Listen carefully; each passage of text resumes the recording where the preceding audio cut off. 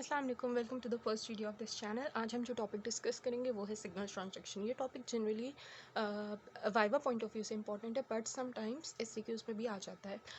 अगर हम बात करते हैं कि व्हाट इज़ सिग्नल ट्रांजैक्शन, तो सिग्नल ट्रांजैक्शन ये एक प्रोसेस होती है जिससे हमारी जो बॉडी है या जो हमारे सेल्स हैं वो सिग्नल्स के थ्रू रिस्पॉन्स करते हैं टू द चेंजेस दैट अगर इन द इन्वायरमेंट। जो भी इनसाइड इन्वायरमेंट में हमारे पास चेंजेस होते हैं उनको सिग्नल्स के थ्रू जब हमारे पास बॉडी जो है या जो सेल्स हैं वो रिस्पॉन्स करते हैं तो उसको हम कहते हैं सिग्नल ट्रांसडक्शन। अब जो important component of signal transduction है वो है जीपीसीआर प्रोटीन और जी प्रोटीन।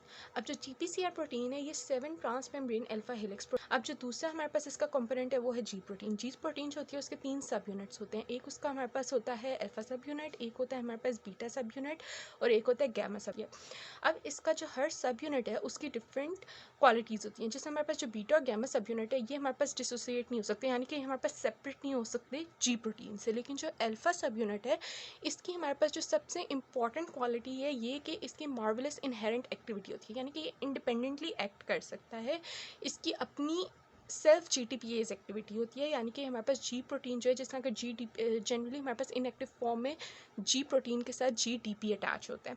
तो वो जो अल्फा सब यूनिट है वो जैसे ही डिसोसिएट होता है हमारे पास जो जीटीपी है वो हमारे पास चेंज हो जाता है जीटीपी से। ये रहा overall structure of G protein as well as the GPCR protein. अब ये हमारे पास जीपीसीआर प्रोटीन है जो कि 7 अल्फा हेलिक्स ट्रांसमेम्ब्रेन प्रोटीन है, और ये हमारे पास जी प्रोटीन है जिसके 3 सब यूनिट है अल्फा बीटा एंड गैमा, और ये हमारे पास इनएक्टिव स्टेट में, so that's why GDP is attached to it. Thirdly के जो अल्फा सब यूनिट है it can be dissociated whereas जो हमारे पास बीटा और गैमा सब यूनिट है it can not be dissociated, यानी कि वो सेपरेट नहीं हो सकते, लेकिन अल्फा सब यूनिट जो है वो हो जाता है। अब हम देखते हैं कि working of G protein, how does ji protein work. इसमें होता है कि जो अल्फा और गैमा सब यूनिट्स होते हैं वो हमारे पास एंकर्ड होते हैं इन द सेल मेम्ब्रेन।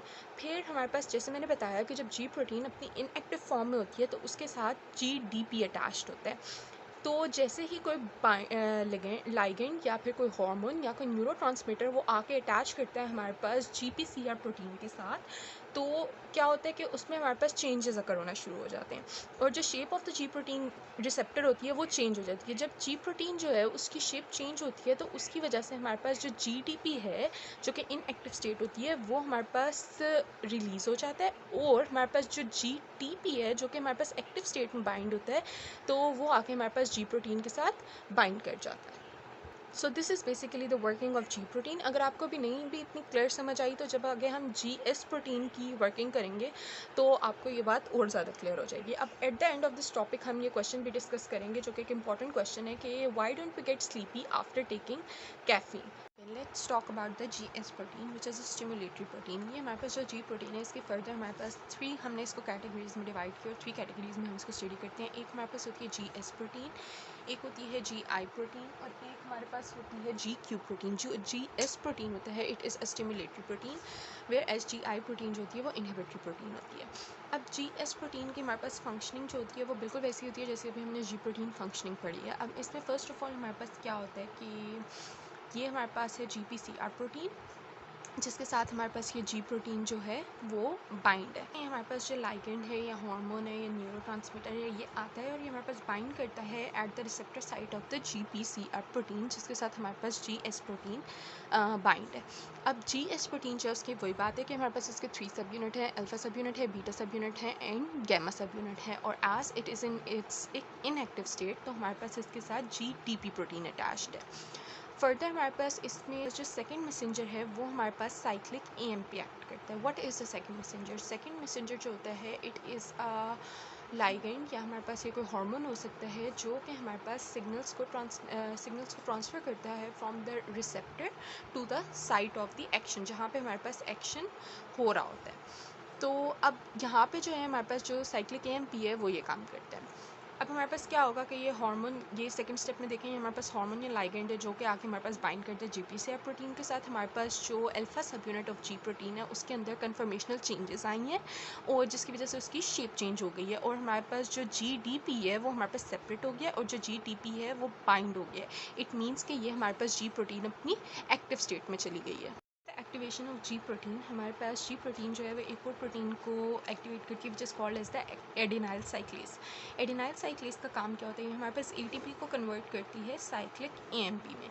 सो जैसे ही हमारे पास जो जी अल्फा सब यूनिट है वो आके बाइंड करता है एडिनाइल साइक्लेज के साथ, it causes the activation of adenyl cyclase, as a result of which हमारे पास जो एटीपी है it is converted into the cyclic AMP by the release of the phosphate group. अच्छा, तो साइक्लिक एएमपी जो है it further activates another protein which is called as a protein kinase A. This protein is very important क्योंकि हमारे पास ये protein जो है फर्दर बॉडी में कैस्केड ऑफ रिएक्शन स्टार्ट करती है, जो कि फिर हमारे पास रिस्पॉन्सिबल होता है मेटाबॉलिज्म के लिए या जिस चीज़ के लिए भी लाइगेंड आके अटैच हुआ होता है, और ये हमारे पास जो सिग्नल्स हैं वो बॉडी को प्रोवाइड करती है for the changes. Discussed about the protein kinase. So ये हमारे पास है फिगर 8.8 लिपिन क्वाड की, जिसमें हमारे पास जो प्रोटीन काइनेज है उसका स्ट्रक्चर गिवन है। इट कंसिस्ट ऑफ द 4 सब यूनिट, जिसमें हमारे पास 2 रेगुलेटरी सब यूनिट है एंड 2 कैटालिटिक सब यूनिट है।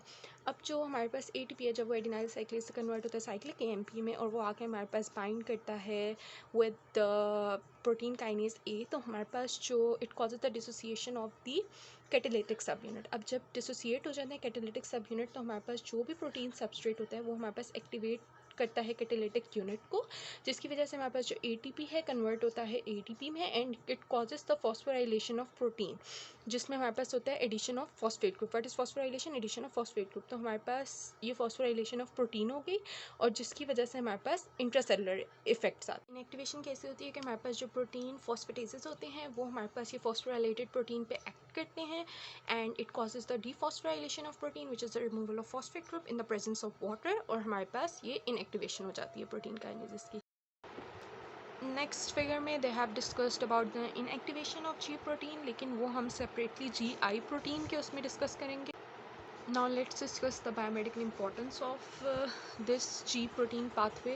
तो पहली तो biomedical importance हमारे पास ये हो गई ना कि बॉडी में जितने हमारे पास चेंजेस हैं वो सारे इस प्रोसेस के थ्रू अकर होते हैं। दूसरी हमारे पास ये है कि अगर हमारे पास जिस तरह हमारे पास कॉलरा है एंड वूपिंग कफ है which is caused by the vibrio cholera and the bordetella pertussis, इसके टॉक्सिन्स की वजह से हमारे पास क्या होता है कि हमारे पास इनअप्रोप्रिएट एक्टिवेशन हो जाती है एडिनाइल साइक्लेज की। जब inappropriate activation of the adenyl साइक्लेज होगी तो उससे क्या होगा कि हमारे पास जो जीटीपीएस एक्टिविटी होती है ना बॉडी की, वो हमारे पास इनहिबिट हो जाती है। और ये होता कैसे कि इन case of the cholera toxins हमारे पास जो जीटीपीएस एक्टिविटी होती है जी अल्फा सब यूनिट की वो इनहिबिट होती है in the intestinal cell, where as in case of whooping cough हमारे पास जो टॉक्सिन्स होते हैं वो इनएक्टिवेट करते हैं जी अल्फा इनहिबिटरी प्रोटीन को इन द रेस्पिरेटरी ट्रैक्ट। इन दोनों की वजह से हमारे पास जो एडिनाइल साइक्लेज है उसकी एक्टिविटी इंक्रीज हो जाती है, where is there is excessive production of the second messenger hormone.